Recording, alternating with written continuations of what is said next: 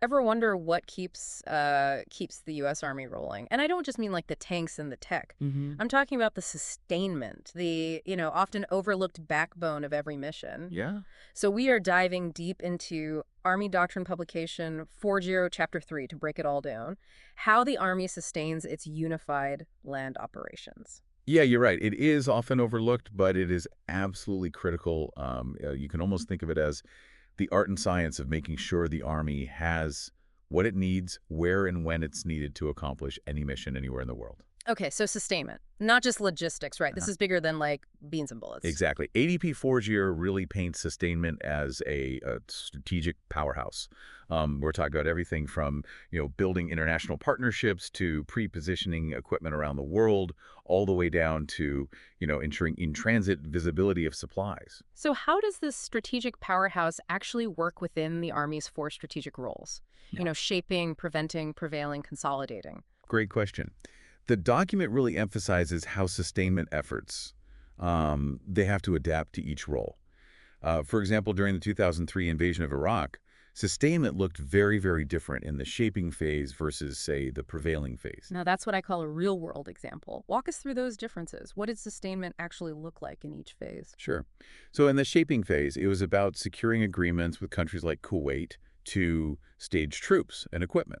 So this involved, complex negotiations and diplomatic efforts, well before the first, boots hit the ground. Hmm. In contrast, during the prevailing phase, sustainment shifted to rapidly establishing supply lines across vast stretches of desert, in this case, to keep pace with the advancing combat units. Oh, wow. Yeah, So different roles, different challenges, different approaches to sustainment.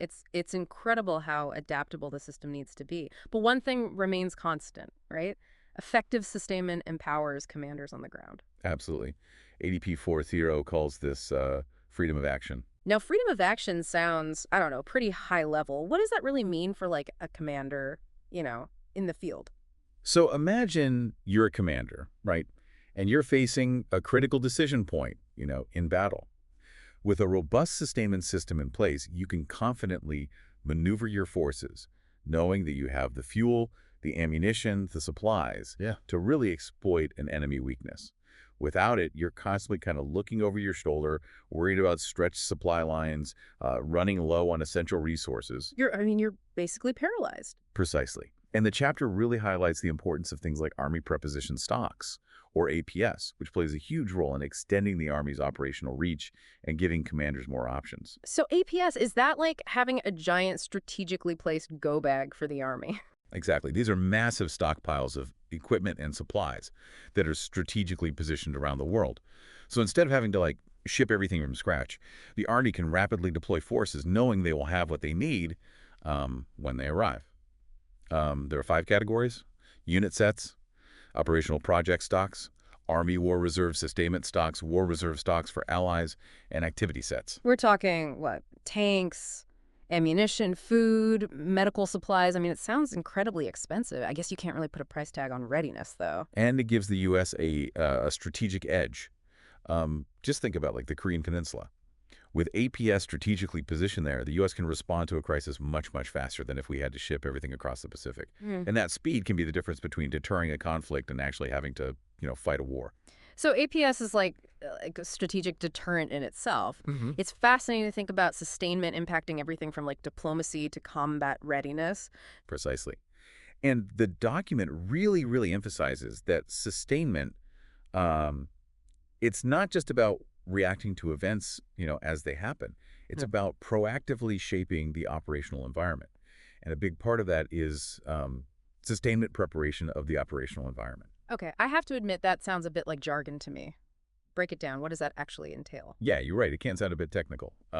Essentially, it's about, doing your homework. Before the Army even thinks about deploying, you have sustainment experts poring over maps, studying weather patterns, even researching, local customs and diseases. So it's like planning a trip on steroids. Yeah, exactly. You don't want to be caught in a monsoon without the right gear or like navigate a cultural misunderstanding because you didn't do your research. Exactly. And this meticulous planning, it takes on, different forms depending on the type of operation. Let's take, for example, offensive operations. Okay, yeah, this is where things get really interesting. Sustainment for, a fast-moving attack.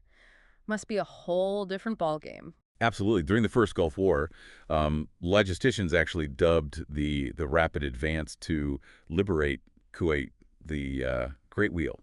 Supplies had to keep pace with this massive armored force, moving hundreds of miles. It required incredible coordination and flexibility. I can imagine, yeah. What about the flip side, defensive operations? Sure. In that scenario, sustainment becomes more about, fortification and efficient distribution. Think about the Battle of Bastogne during World War II. Surrounded by German forces, right? American troops relied on these airdrops of supplies to hold the line. Oh, that's an iconic example of sustainment under pressure. Yeah, it really highlights the ingenuity and adaptability required in these situations. We've talked a lot about combat scenarios. What about stability operations? It seems like sustainment would, I don't know, take on a different meaning entirely. It certainly does. In places like Afghanistan and Iraq, sustainment involved, supporting reconstruction efforts, providing humanitarian aid, even training local forces. So less about moving tanks and more about, I don't know, rebuilding schools, maybe setting up water treatment plants, things like that. You got it. And it requires, a deep understanding of the local context, building relationships with communities, navigating this complex cultural terrain. It sounds like the human element of sustainment really comes into play in those stability operations. Absolutely. And that human element is also crucial in DSCA, Defense Support of Civil Authorities. Now, this is where the Army steps in to help here at home, right? When disaster strikes, Yeah. like Hurricane Katrina. Exactly. And in those situations, it's all about rapid response. Sustainment units have to be ready to deploy on a moment's notice, often to, areas with devastated infrastructure. I imagine being self-sufficient is critical, at least, initially. You're right. They might be airlifting supplies, setting up temporary shelters, even purifying water, all while coordinating with civilian agencies like, FEMA. It's a stark reminder that sustainment isn't just about, supporting combat operations. It's about being there for our own citizens when they need it most. Well said.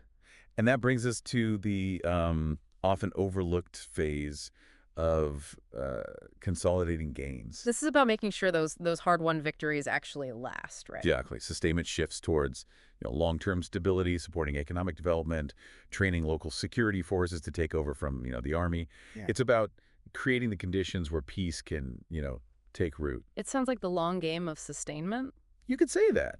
But no matter, the stage of an operation, one thing remains constant: the importance of endurance. Endurance in the sense of, being able to sustain operations over these extended periods, no matter how challenging the environment. Absolutely. And two of the biggest factors in ensuring endurance are distribution and in-transit visibility. Okay, those sound familiar, but let's break them down. What makes distribution so crucial? Distribution. It sounds simple enough. Just get the supplies from point A to point B, right? In theory, yeah, maybe. But in reality, it's a massive undertaking.